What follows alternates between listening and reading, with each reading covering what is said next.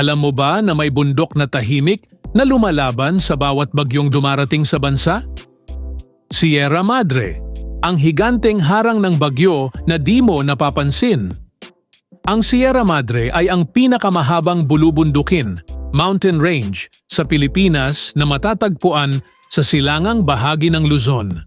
Umaabot ito mula sa lalawigan ng Cagayan sa hilaga hanggang sa Quezon Province sa timog. Tinatawag din itong backbone of Northern Luzon dahil para itong gulugod o haligi na sumusuporta at bumabalot sa malaking bahagi ng hilagang silangang Luzon. Totoo bang pinapahina nito ang mga bagyo? Oo, totoo. Ang Sierra Madre ay may mahalagang papel sa pagprotekta sa mga lalawigan ng Luzon laban sa mga bagyo. Dahil sa taas at lawak nito, nagsisilbi itong natural na harang o panangga sa malalakas na hangin at ulan na dala ng mga bagyo mula sa karagatang Pasipiko. Kapag ang bagyo ay tumama sa Eastern Seaboard, baybayin ng silangan, ang Sierra Madre ang unang sumasalubong sa lakas nito, kaya't nababawasan ng tindi bago pa ito makapinsala sa mga kapatagan at kabahayan. Bakit ito tinaguri ang backbone ng Northern Luzon? Tinagurian itong backbone ng Northern Luzon dahil una, ito ang pinakamahabang bulubundukin, parang gulugod o haligi ng katawan na nagbibigay suporta. Pangalawa, nagsisilbi itong likas na depensa ng mga lalawigan laban sa mga bagyo at pagbaha.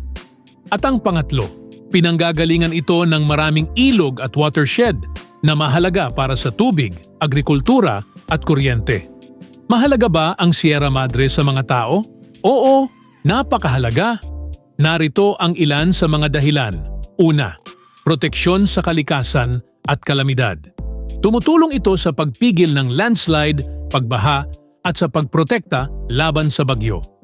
Pangalawa, tahanan ng maraming uri ng hayop at halaman.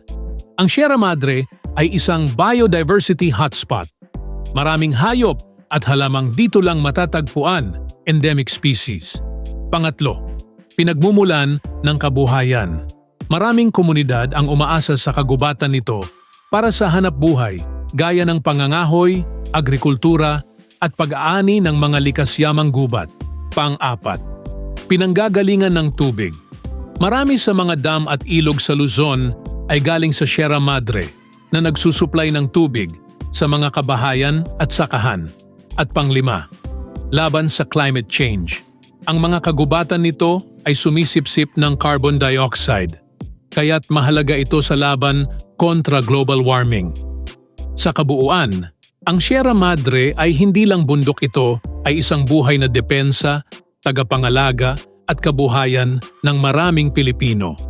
Kaya't nararapat lamang itong alagaan, protektahan at pangalagaan laban sa deforestation, mining at iba pang banta sa kalikasan. Kung sa tingin mo deserve ng Sierra Madre ang spotlight kaysa sa mga storm update ng ex mo, hit like, follow at i-share mo na rin.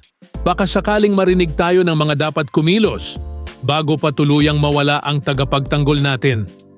See you sa next video.